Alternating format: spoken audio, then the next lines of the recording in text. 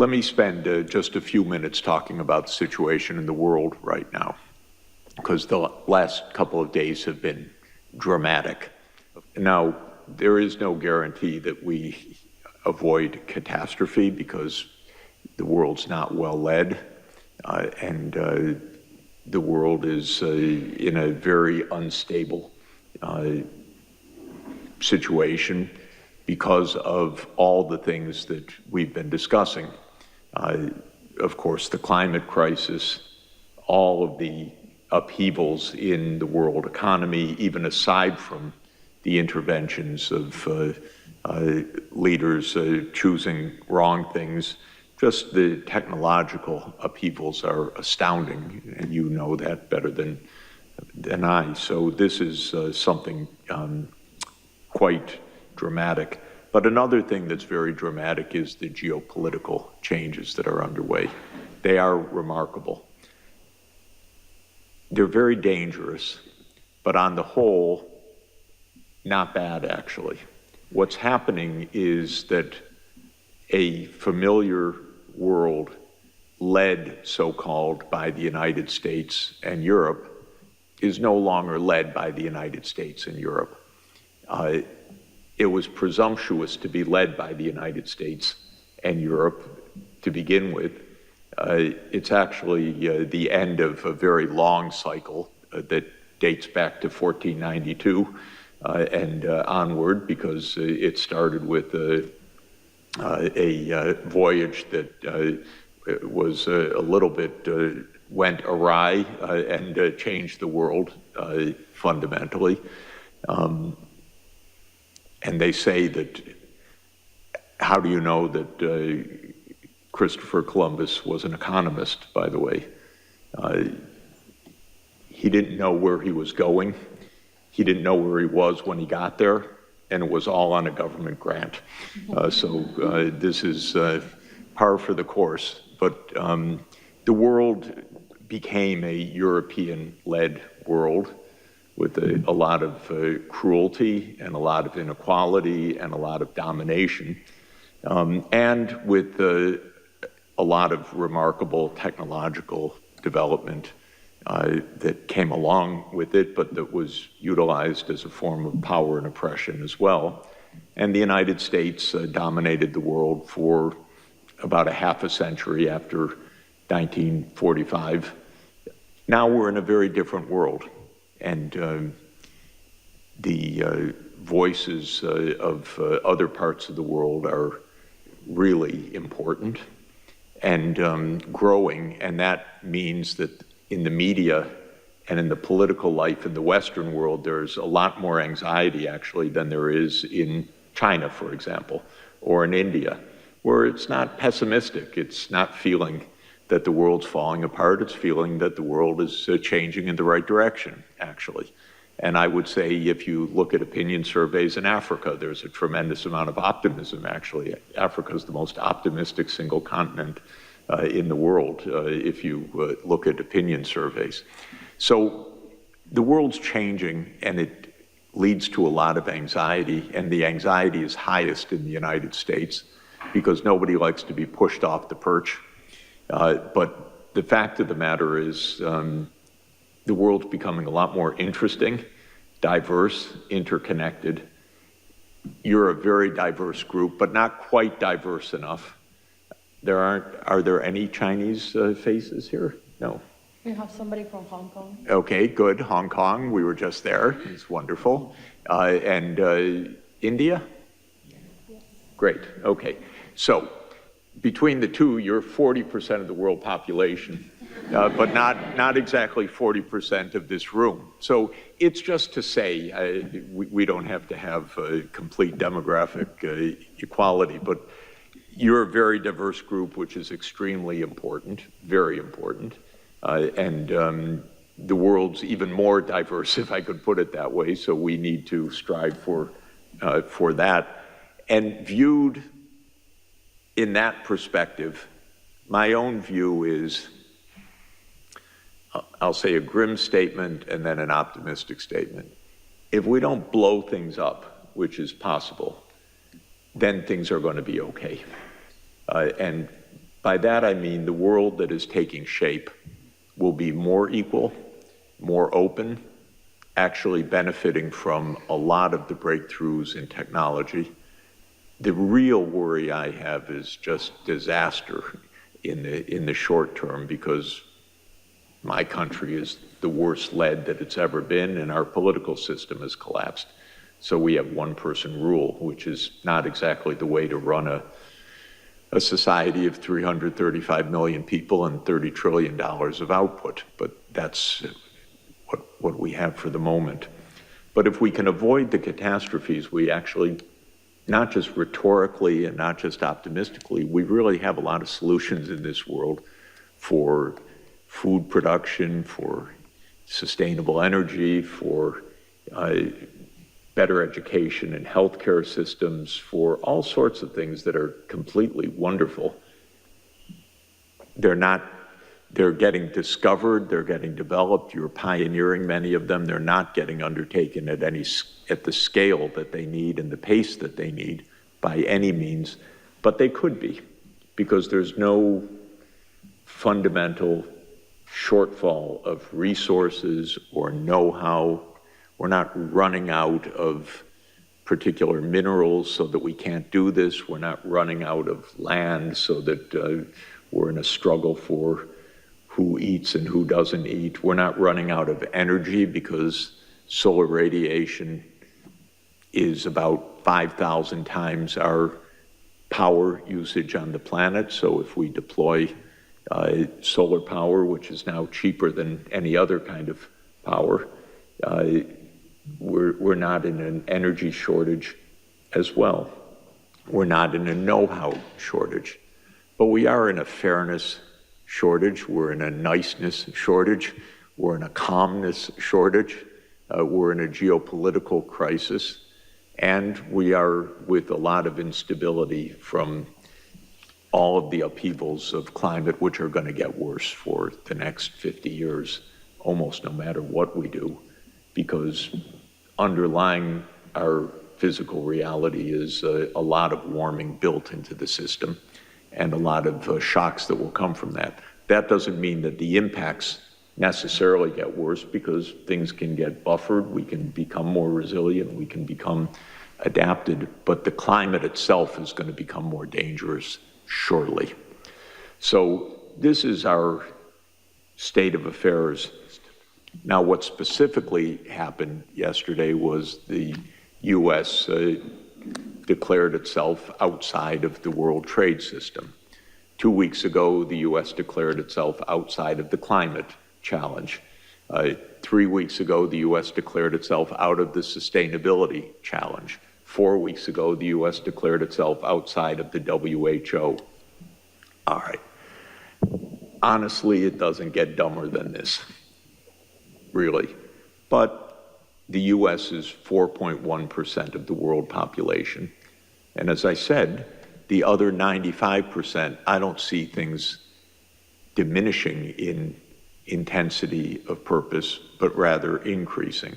And there are a lot of very good things that are happening, even because of the United States' strangeness of behavior right now. For example, China and India, which have been at loggerheads for 60 years, for more than that, for almost 80 years, for a complicated reason that the British drew an arbitrary borderline in the Himalayas, and that has meant border dispute and conflict between China and India since India gained independence in 1947 and the People's Republic of China was formed in 1949, and they're still fighting over a line that a guy named McMahon drew arbitrarily in 1880, never having been up to the Himalayas where he drew the line. And there is, by the way, a theorem that I kind of subscribe to, that all problems in the world go back to the British. So that's true in the Middle East, it's true in the Himalayas, it's true in much of the world. Yes, it's true all over Africa. It is actually a very good rule of thumb. It's not quite a proven theorem, but it's a very good rule of thumb. In any event, the Indian and Chinese foreign ministers got together and said, what are we fighting about? We should trade more, we should invest more. And then very positive statements came from Prime Minister Modi and from President Xi. Then last week, 3 other countries that are at loggerheads for no reason in the world, honestly, China, Korea, and Japan. They are divided because the United States says, you're on our side and they're the enemy, to China and Japan, and to Korea and Japan vis-a-vis China. The 3 got together because they see the U.S., not such a great protector of their interests, and they said, we need to improve relations with each other. This is very, very good. And if you think about Iran and Saudi Arabia, for example, which was defined by the U.S. to be the fundamental schism of Shia and Sunni, and so much of U.S. policy was playing the Sunnis against Shia, Iran, and so forth. They made a rapprochement last year, which China helped to broker in a very wise way. The United States would never have done it and never even have thought about it, but China was very helpful. So truly, I'm not so pessimistic at all. I just see the world changing, and I can understand the pessimism in the newspapers that I happen to read in the U.S., because they're all geared around the idea of the U.S. as number one. And if you put that aside, I like a world in which China's playing a much larger role, and India's playing a much larger role, and the African Union's playing a much larger role, and Saudi Arabia's playing a much larger role. To me, this is a great world.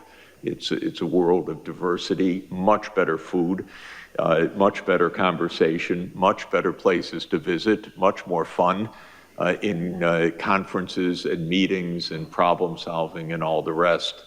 But if you just happen to be a U.S. strategist, it looks very grim and dangerous and so forth. So I don't buy into the danger part. I do buy into the danger part for the reasons I said, but I don't buy into the inevitability of crisis. So what I would really like you guys to do is to stay on the networking course and the practical course and the problem-solving course. And I want us to help you to do that. And just to be very clear, SDSN Youth is not to empower youth per se. It's to help solve global problems, of which you have a lot of solutions. So that's a little bit different.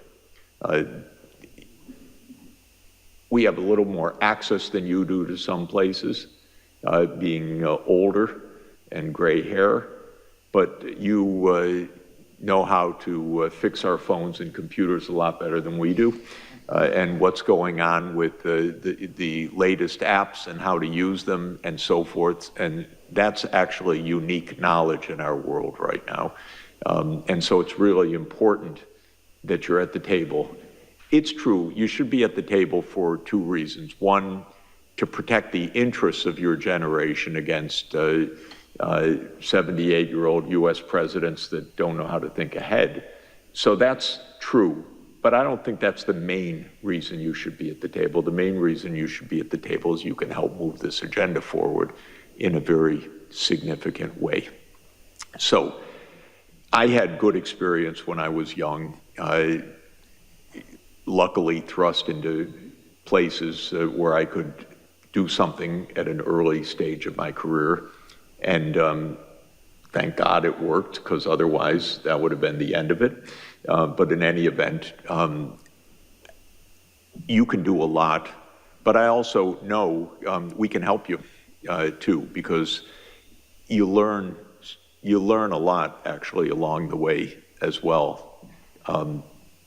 Every day I learn something that I say, I cannot believe I didn't know that for the last 50 years of trying to know what I know. and pretty fundamental stuff every day, which is weird to me, actually, because by now it should be kind of rote, but it's not rote at all. There's just so much to learn.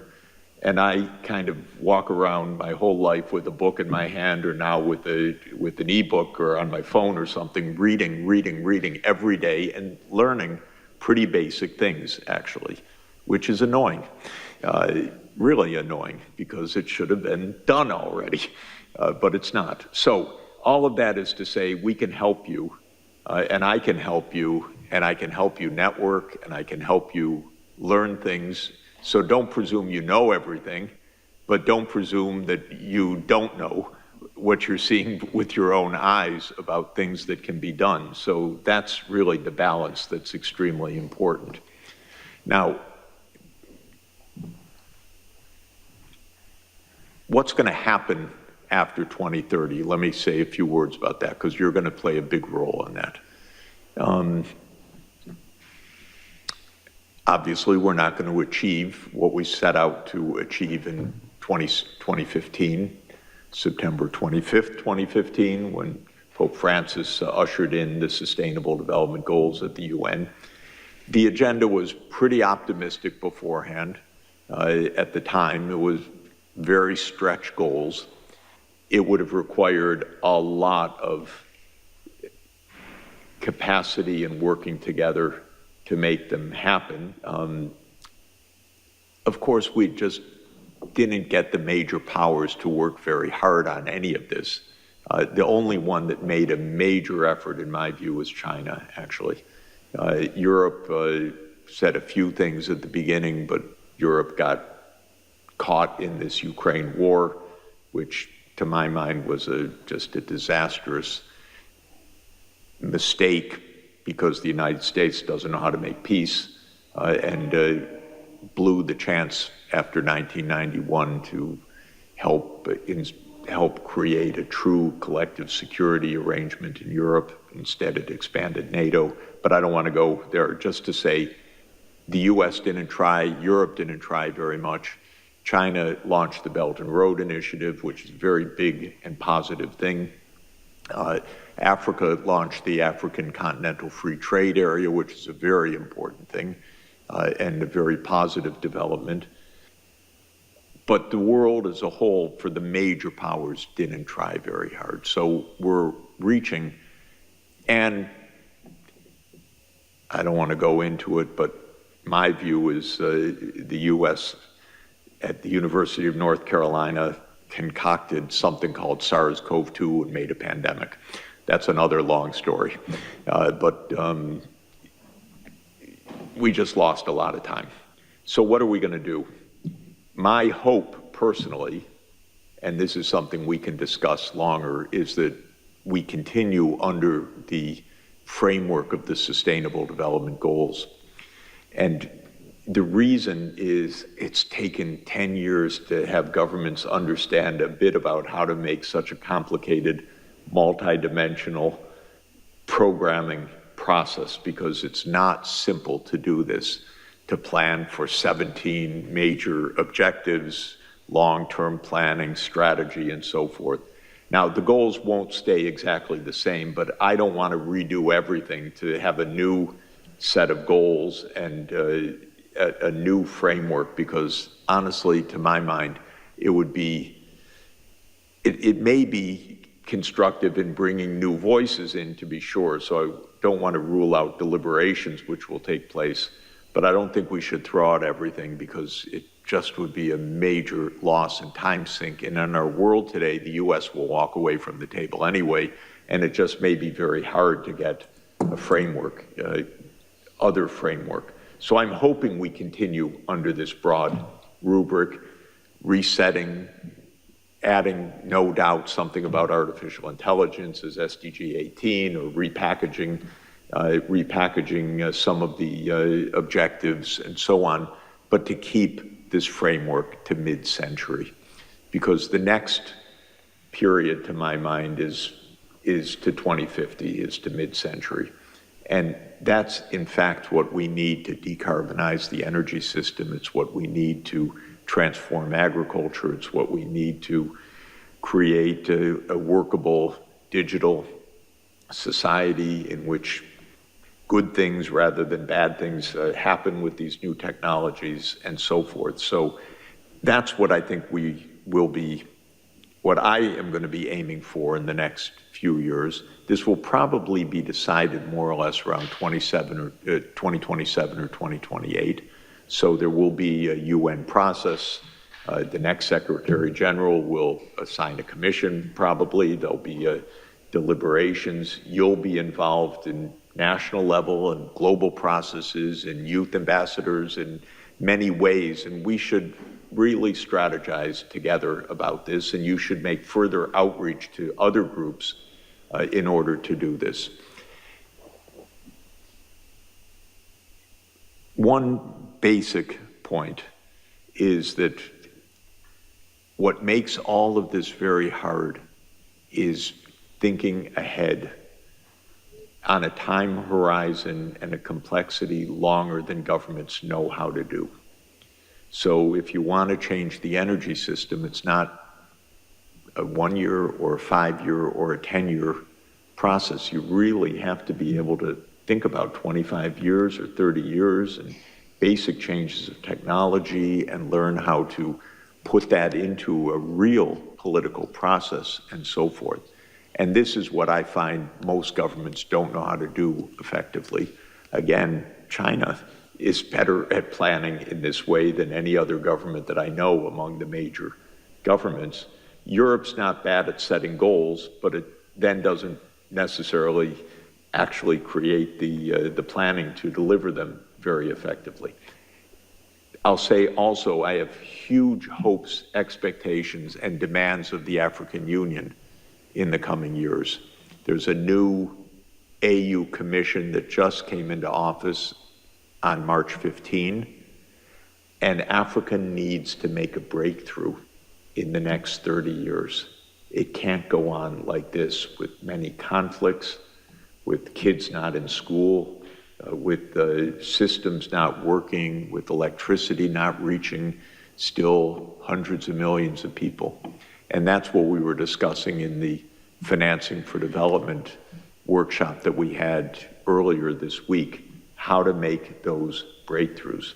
So one thing I'm asking of you is helping to instill the idea of really basic transformation in your countries, regions, and since we're going to do it together at a world scale, that yes, we really can create a better future, and it's not only wish fulfillment, it's actually very practical work. For me, by the way, I caught who had a slide that I think Sinead, about the importance of education as being absolutely fundamental. Was that you, Sinead? Yeah. In any event, okay. There are probably 300 million kids not even in school right now. And we have to absolutely say, no, are you kidding? Not another school year like this. This is crazy. And the reason they're not in school, in some places, is because of conflict and displacement.